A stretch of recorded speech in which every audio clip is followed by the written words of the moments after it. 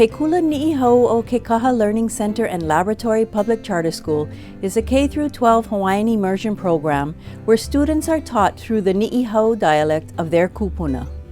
Through media and technology, students keep the vibrant oral traditions of their ancestors alive by producing video projects that honor their past and strengthen the language for future generations. The school's mission has been to teach curriculum based on DOE content and performance standards, but with a strong foundation of the culture and language of Ni'ihau. Ke Kula Ni'ihau o Kekaha is one of 2 Ni'ihau-focused charter schools in Kekaha on the island of Kaua'i. It is also one of 17 Hawaiian-focused public charter schools supported by Kamehameha School's Ho'olako Like program. To learn more, visit ksbe.edu/beyond our campuses.